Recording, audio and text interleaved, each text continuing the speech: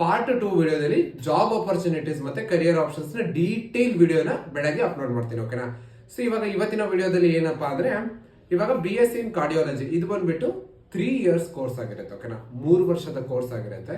So ಈ course ಅಲ್ಲಿ ನೀವು ಏನ್ ತಿಳ್ಕೊತೀರಾ ಅಂತ ಏನಾದ್ರು ಕೇಳಿದ್ರೆ ಹಾರ್ಟ್, ಓಕೆನಾ, ಹಾರ್ಟ್ ರಿಲೇಟೆಡ್ ಕಾಂಪ್ಲಿಕೇಶನ್ಸ್, ಓಕೆನಾ, ಅಂದ್ರೆ ಈಗ ಹಾರ್ಟ್ ಡಿಸೀಸ್ ನ ಹೇಗೆ ಡಯಾಗ್ನೋಸ್ ಮಾಡೋದು ಅದನ್ನ ನೀವು ಏನ್ ಮಾಡ್ತೀರಾ ಅಂದ್ರೆ ಇಲ್ಲಿ ಕಲಿತೀರಾ. ಓಕೆನಾ? ಬೇಸಿಕಲಿ ಹಾರ್ಟ್ ರಿಲೇಟೆಡ್ ಸ್ಟಡಿ ಆಗಿರುತ್ತೆ ಇದು. ಅಂಡ್ ಏನಪ್ಪಾ ಎಲಿಜಿಬಿಲಿಟಿ ಕ್ರೈಟೀರಿಯಾ, ಈಗ ನೀವು ಈ ಕೋರ್ಸ್ಗೆ ಜಾಯ್ನ್ ಆಗ್ಬೇಕಂದ್ರೆ ಏನ್ ಎಲಿಜಿಬಿಲಿಟಿ ಕ್ರೈಟೀರಿಯಾ ಅಂದ್ರೆ ನೀವು 12th ಅಲ್ಲಿ ಫಿಸಿಕ್ಸ್, ಕೆಮಿಸ್ಟ್ರಿ, ಬಯಾಲಜಿ PCB ತಗೊಂಡಿರ್ಬೇಕು. ಮತ್ತೆ ನಿಮ್ದು 50% ಮಾರ್ಕ್ಸ್ ಬಂದಿರಬೇಕು. ಅಂದ್ರೆ 3 ಸಬ್ಜೆಕ್ಟ್ ಅಲ್ಲೂ 50 ಗಿಂತ ಎಬೋ ಇರಬೇಕು. ಓಕೆನಾ? ಆಮೇಲಿಂದ ಕೆಲವೊಂದಿಷ್ಟು ಕಾಲೇಜಸ್ಗಳು ಅವರದೇ ಆದ ಓನ್ ಎಂಟ್ರೆನ್ಸ್ ಎಕ್ಸಾಮ್ಸ್ ಕೂಡ ನಡೆಸ್ತಾರೆ. ಓಕೆನಾ?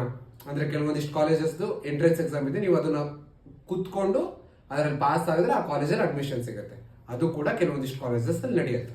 ಆಮೇಲಿಂದ ಫೀಸಿಗೆ ಬಂದ್ರೆ ಕೆಲವೊಂದು ಕಾಲೇಜಲ್ಲಿ 50, 60, 70 ಲ್ಯಾಕ್ ಮೇಲೆ ಕೂಡ ಹೋಗುತ್ತೆ. ಓಕೆನಾ? Per year. ಓಕೆನಾ? ಪರ್ ಇಯರ್ ಫೀಸ್ ಇಷ್ಟ ಆಗಿರುತ್ತೆ.